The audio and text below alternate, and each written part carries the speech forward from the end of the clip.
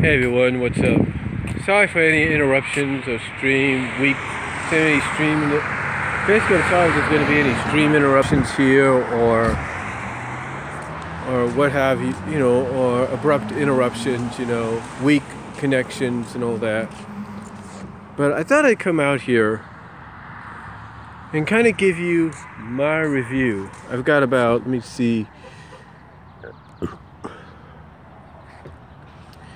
I got about 27 minutes to go. But I thought I'd come out here and give you my review, my thoughts on last night's Elimination Chamber.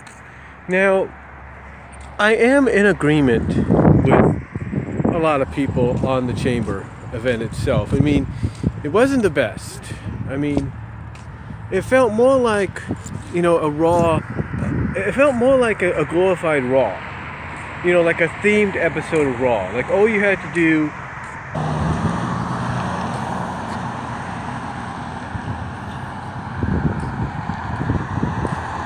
Sorry for that abrupt interruption. I don't know what happened there. But like I said, I'm kind of in agreement with a lot of people when it comes to the Chamber. That basically,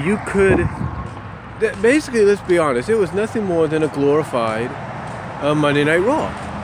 You could have easily turned this into a themed episode of Raw. You could easily, basically what I'm saying is you could have easily made this a themed episode of Monday Night Raw, called it Elimination Chamber, and there you go. It would have had the same effect, probably the same meaning and everything.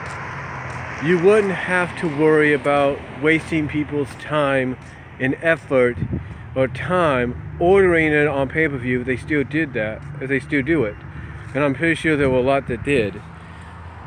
Or watching it on the network and having trouble with their internet connection, whether it was the internet cable providers, cable phone internet providers, or the WWE network itself, which has had problems with the streams before.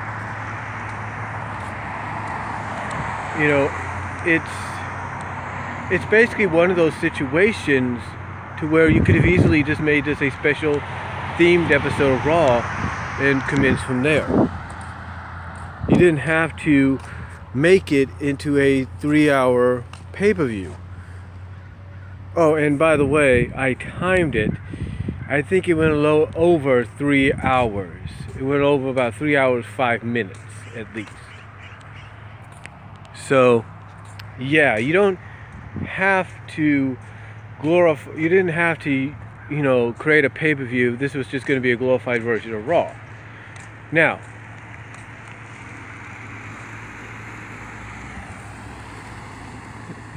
I'm not saying that there weren't any bright spots during this event. There were plenty of bright spots. The Women's Elimination Chamber kicking off the show was probably the best idea they could go with. Or so we thought.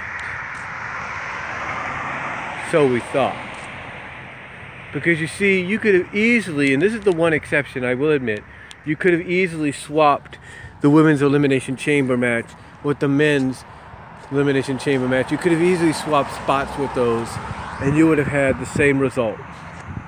End of story. You could have easily gotten the whole Roman winning the Chamber predictability out of the way and gone from there. You could have done that. But anyway, the Women's Elimination Chamber match, I have to say it was good. The women really were able to utilize the cage to their advantage. They became innovative with it, especially there was a moment in the match with Sonya Deville and Mandy Rose kind of tying Bayley up in the cage, in the chains of the chain link fence, or the chain link cage. So that's kind of innovative. Mickey definitely brought it. Mickey actually was able to eliminate Sonya Deville by jumping off the top of a pod onto her. So, overall the ladies really, really brought it. There's no doubt about it. And yes, it did accomplish a lot of what needed to be accomplished, in my opinion. One, it set in motion Alexa Bliss's positioning match-wise, like, you know, at WrestleMania, because Alexa Bliss did win the match. She retained, like a lot of people thought she would, and it positions her to probably be in a featured match, big time featured match at WrestleMania. The question is, who's it going to be against? But this chamber match also did another thing. It also set in motion potentially a Bayley-Sasha match for Mania. And what I mean is, it continued the storyline there. Like basically what's going on between these two supposed friends is Bayley starting to notice what everybody's been saying, and that's Sasha's true colors coming out. Or will we get a swerve and it's Bayley that's actually going to turn? And the reason I mention that is, like I told Alexa Man, there is a promotional going out there that has Elias teaming up with Bayley against Nikki Bella and John Cena at Madison Square Garden. So, and that's on March 16th, the day before St. Patrick's Day. So you wonder, okay, why would they have Bayley opposite of John Cena in a matchup? That doesn't make any sense unless they're planning to turn John Cena heel and make him and Nikki a heel team. Hold on for a sec.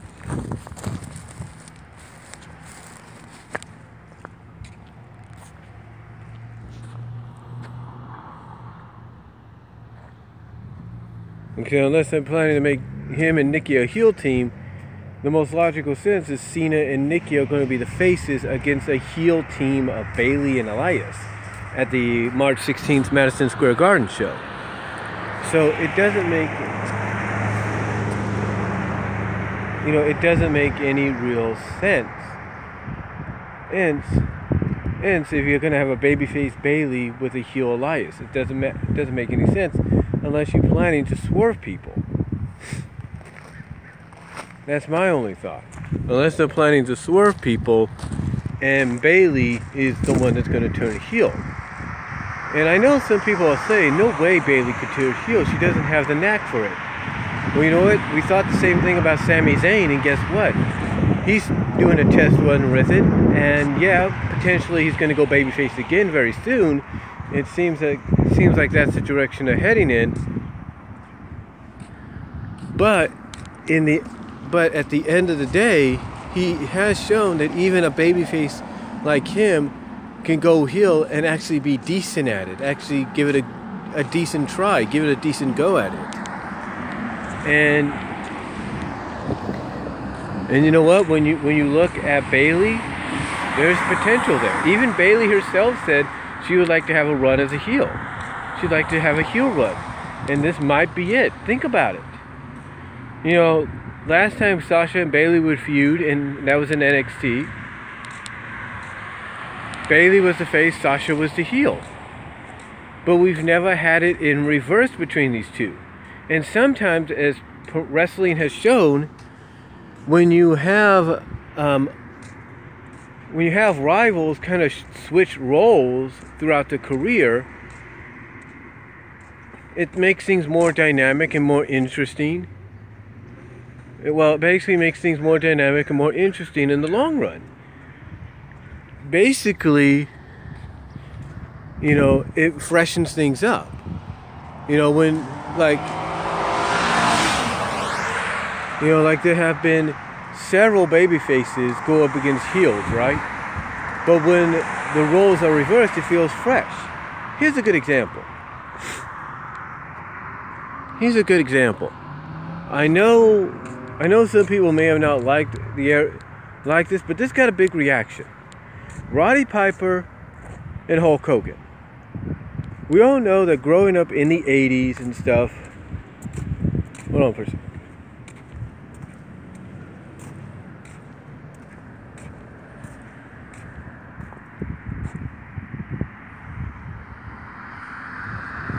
One thing about being live, you got to be careful about some people. But like I said, we all know back in the mid-80s, early to mid-80s, Hogan was the good guy, Piper was the bad guy. We pretty much had that established. It was pretty much established for us. But now, like I said, it was pretty much established for us. However, you fast forward 11 years later, and what happens? The roles are reversed. And yes, even though it's Piper and Hogan again, it feels fresh. It feels new. It feels different because the roles are reversed. And people actually got into it because of that. People got behind it because of that, because it felt fresh. It felt new. It felt different. And in a way, that's kind of what you would look at with Bayley and Sasha. People know about the friendship. They know about the rivalries from NXT. So, they know about the feud and the rivalry they had in NXT when Bayley was the face and Sasha was the heel. They know how well that worked and what that culminated in several times, match-wise. But the thing is, we've never seen it in reverse, which is why there is speculation that Bayley could be the one that turns heel, because it would be a fresh take on the rivalry, and now you'll want to cheer Sasha over Bayley because you want to see this heelish Bayley get her comeuppance. I'm just saying that's possibly what could happen, because right now, unless things change, it's advertised for Madison Square Garden on March 16th is Nikki Bella and John Cena against Elias and Bayley. And I know some people might say, well, that's just probably to help promote Mixed Match Challenge. I think Mixed Match Challenge is going to be done by then, at least, or at least be in the finals area. And I don't think Bayley and Elias are in the finals, or even in the quarterfinals, as far as I know. Maybe I'm wrong, but I'm just saying. I think it makes sense that they're going to go. I think it'll make more sense, or this advertised matchup will make more sense if Bayley's the heel. You know what I'm saying? But we'll have to wait and see what happens tonight. They may not pull the trigger tonight. They may pull it next week. We don't know, but it's coming. And if they go the Sasha route, that's just as good, because people would like that. People want to see that. But I think people will be more appreciative if they switched the roles. If they had both ladies switch roles. I think people will be more appreciative of that than anything. But overall, the match, again, like I said, was good. It was decent. Ladies really knew how to utilize the cage. And like I said, in the end, Alexa won. And the highlight was not just the match itself, but the promo after by Alexa. Because the one thing a lot of people complain about is we never get good promos from good heels.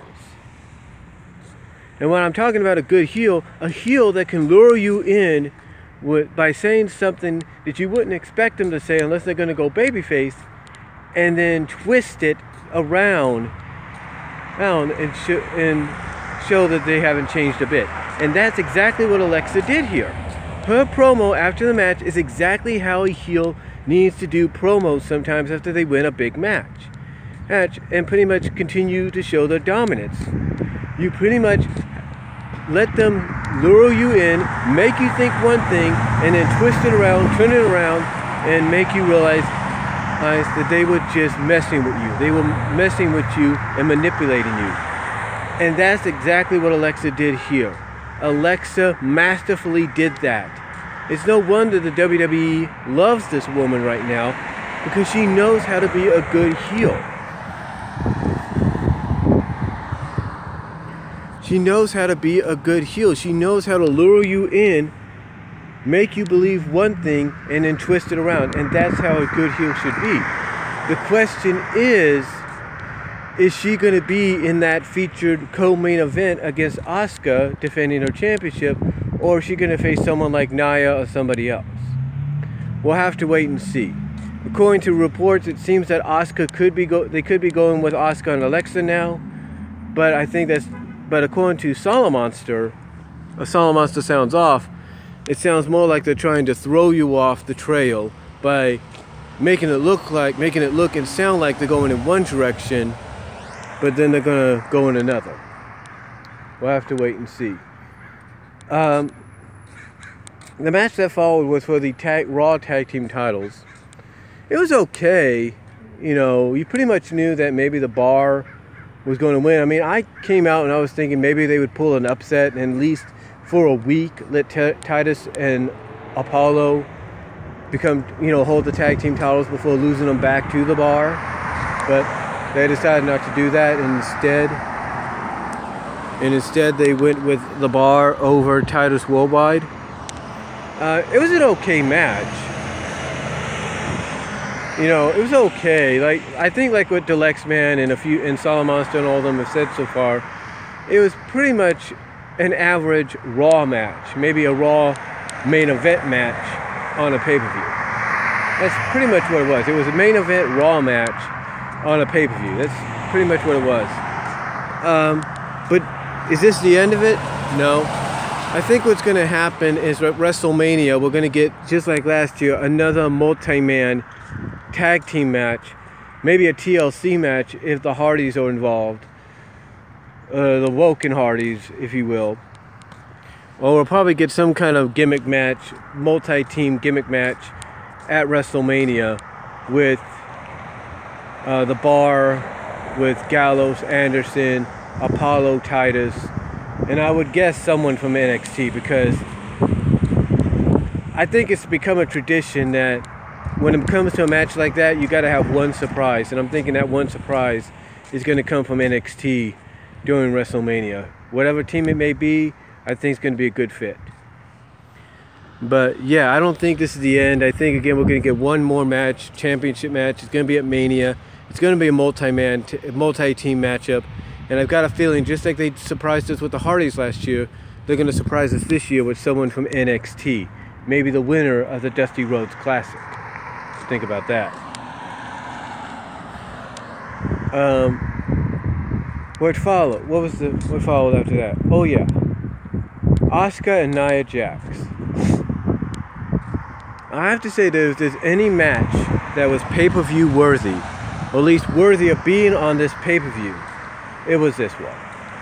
Because the video package really did a good job in selling you on why this is a big match for both Asuka and Nia. The video package did a great job in selling you on the fact of how dominant Asuka's been. So the video package, even before the match, did the job necessary to get you hyped for this match. And the match, even though it didn't go long, well, it went a decent time, did its job. It pretty much established Nia as the dominant force people have said she is, and that she can be if given the opportunity. It also protected Asuka, because Asuka kept her undefeated streak. Yes, Asuka won by roll-up, but even though it protected her, it's still, in the end, in the aftermath attack, because Nia attacked Asuka afterwards, it still helped showcase Nia Jax as that dominant force. So yeah, even though Asuka won the match, in the end, the match was primarily put together to showcase Nia Jax as that dominant force that she's meant to be. So, although she's meant to be in the eyes of a lot of fans. And the aftermath really proved that too, because I think for the first time ever, or in a long time, we've seen a woman drive another woman through a barricade. I mean, basically, Nia, after the match, set Asuka up on the barricade near where JoJo's at, or near the ring announcing area where JoJo's at, and she just literally drilled Asuka right through it. She literally drilled Asuka right through that barricade and obliterated it. So again, this match did what it had to do. It protected Asuka's undefeated streak, kept that intact. Actually allowed Asuka to get some offense in and tried to show that she could still be the Empress of Tomorrow, and she is. But in the long run, for about I wouldn't say 90 as some people put it. I would say more like 80% of the match, or 75% of the match. It showed how dominant Nia Jax can be and should be. It showcased her for that dominant force that she needs to be advertised as, that she needs to be showcased as. Now, is this going to... Sorry about that. I don't know what happened there. Abrupt interruption. But like I said, yeah, this definitely, like I was trying to say, this did the job. This match did the job it was supposed to do. It set, it kept Asuka's undefeated streak intact. It kept Asuka's undefeated streak intact. It allowed her to get about, I would say, 25% offense in to prove that even she, at her size and weight disadvantage, could take someone like Nia Jax down. But for a majority in the bulk of the match, 75% of it was all Nia, and it did its job both ways. It basically showcased the women and protected both women the way it was supposed to. It protected Asuka's undefeated streak and the fact that nobody, no matter how big or small they are, can beat her, or how strong they are, stronger than her they are, can beat her.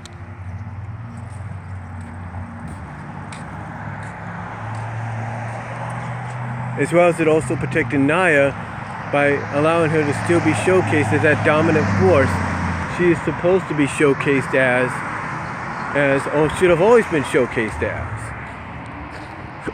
Now, will this a performance lead to her having a championship match at Mania? Well, if what Solomonster and many people are saying... Hold on for a sec.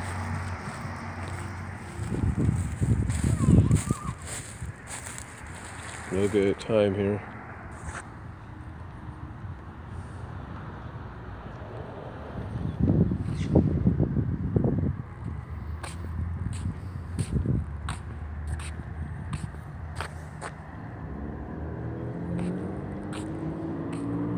But like I said, if what Solomonster and a lot of them are saying is true, and this whole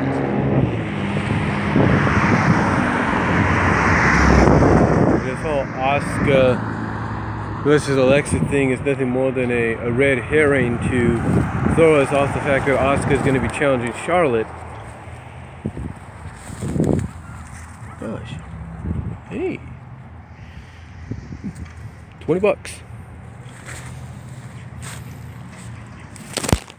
I just found myself $20. That's pretty cool. Hey. Bus fare. Nah, I'm just kidding. Just found myself $20. That's pretty cool. God's looking out for me. But anyway, what I'm saying is that I don't have to worry about asking my mom. I have to break that in a couple bucks.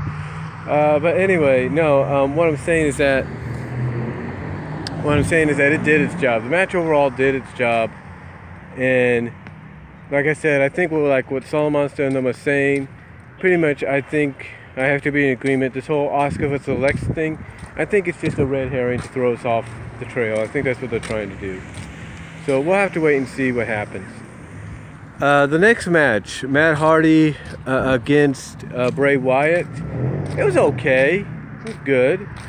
I liked how when Bray came into the ring, entered the ring, and Matt wasn't there, and then you heard Matt singing the obsolete song that Jeff would sing. To me, that kind of gave us a hint that the fact that we are going to get the Woken Hardys next very soon. I just don't know when. So that was kind of cool to finally hear that song being sung by one of the Hardys, mostly Matt, in WWE. So that was good. The match was all right. Yes, Matt Hardy did win in the end, and obviously they're continuing the storyline because apparently it's not going to end because according to Matt Hardy in a WWE.com exclusive, the downward spiral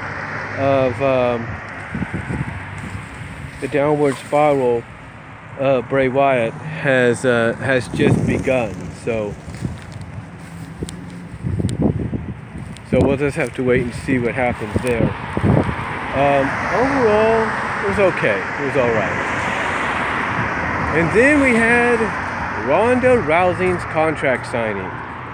Yes, Ronda Rousey's contract signing. And all I could say is, yes, it felt a little awkward at first, especially when they gave Ronda the mic. But then after a while, it really started to pick up. And you kind of got an indication of where they're going with this. Because as soon as Ronda looks at Kurt and asks him if he has anything to say, Kurt basically says, well, not really. These guys are, he compliments Stephanie and Triple H saying you're geniuses. And then this is when the ball starts getting rolling. Things start to get good. No matter what people say, things start to get good, in my opinion. Kurt starts to let it out of the bag as to why Stephanie and Triple H really wanted to sign Ronda, or why they were for Ronda being signed. Because they basically want to get even with her for what happened 3 years ago, WrestleMania 31. And you could just see the reactions of Triple H and Stephanie, like, what are you doing? What are you doing? You're not supposed to say that. No. And Kurt just goes on and eggs it on and on to the point that as Triple H is escorting him up the ramp, he lets out one last thing saying, oh, by the way, Ronda, Stephanie thinks because you're a has-been, she can whoop your butt. And Ronda, and one thing I will agree with the Lex Man in his review, Ronda just turns around and gives her that look like, what was that? What did you say? And Stephanie's reaction like, oh crap, I stepped in it now. and that wasn't just the end of it either. Triple H tries to come in and play peacemaker, and he gets put through a table for his troubles. Stephanie comes in, upset about this, winds it up, legitimately slaps and causes Ronda's face to welt up a little bit. But after she does that, Ronda just gives her that look like, seriously? That's all you got? And Stephanie's reaction was like, oh crap. I just signed my own execution. Because that's literally what she did. Her reaction was like, oh. Because when she's yelling at her thinking, who the hell do you think you are? Ronda just turns her face like, gives her that scowl look, and Stephanie just backs off like, oh crap, I just signed my own death warrant. Or my own death certificate. Or my own execution. And she just bails. And Ronda proceeds to sign the contract and drop it onto Triple H. So yeah, basically we're being set up, it looks like, for Kurt Angle and Ronda against Triple H and Stephanie at WrestleMania. But yeah, the moment, some people will say it dragged on a bit, but I thought it was okay. I thought it was all right. But it did its job. It did its job. It got us hyped up for this rivalry, this feud going into Mania. Because apparently now they want to do the Austin McMahon thing, but with Rousey and Ronda and Stephanie. So it'll be interesting to see. Now we get to the main event, the men's elimination chamber match, or as I like to look at it, the Braun Strowman showcase, because that's literally what it was. As soon as Braun Strowman came in there, he cleaned house. He basically beat the crap out of everybody. Miz was the first to be eliminated. And then everybody started to gang up on him. Elias tried to get in and get some cheap shots on us when they finally got Braun down for a bit.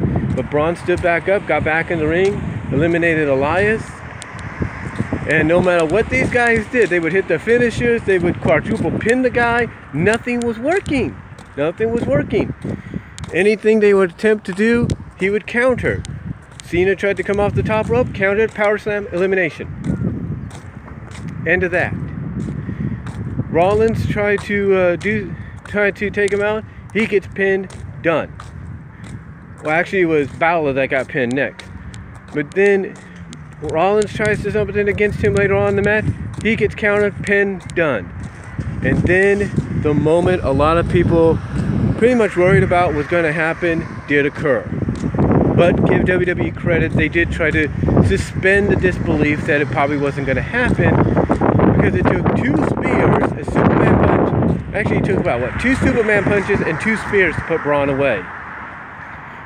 But that didn't finish him, because even though Roman got the pinfall, Braun just stood up like, okay, yeah, you got the victory, but guess what? I'm going to get the last laugh. And he ends up power slamming Roman twice, and then throwing him through the plexiglass as well as one of the pods. I think, in a way, WWE is using Braun to kind of acknowledge, yes, we know you don't like Roman, so here, we'll have him do this to Roman. So yeah, Braun Strowman stands tall, but he's not the victor. Roman is. However, I think Braun's going to get added to the championship match at Mania. I don't know why. I just do. I just get this feeling Braun's going to get added. Something's going to happen with either tonight, next week, or whenever. He's going to get added, and we're going to have a triple threat for the WWE Championship between Reigns, Lesnar, and Strowman. And I've got a feeling Strowman's going to walk out with the title, because this is the only saving grace WWE has. It does, because quite honestly, there's word going around, and Deluxe heard about this. Hold on for a sec, gotta get into a better area. There we go. But there's a rumor going around, and Deluxe Man heard about this, that people are already getting ready to scalp or sell off their tickets for WrestleMania because of the main event of the Universal Championship match. They do not want that match. They do not want that match. So I think the only saving grace they have is to go Strowman, Roman, and Brock, with Strowman coming out on top. It's the only saving grace, and they know that. And fans rather prefer having Braun as the champion than Roman Reigns, and I think that's a fact. So overall, Elimination Chamber there were moments like the ones I mentioned, everybody else has mentioned, that were okay. Overall, it was just a glorified 3 hour and 5 minute Raw.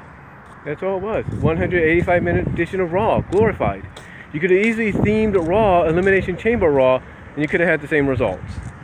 So that's all I'm really going to say on this live stream, this live review of WWE Elimination Chamber 2018. I got to get back into work. Let me know what you guys think about it. Thank you all for tuning in live. Comment down below. Thank you all for watching post live after it's been uploaded already. And I will talk to y'all later. God bless. Take care. Sorry for the interruptions and the bad actions. And I am out. God bless. Take care.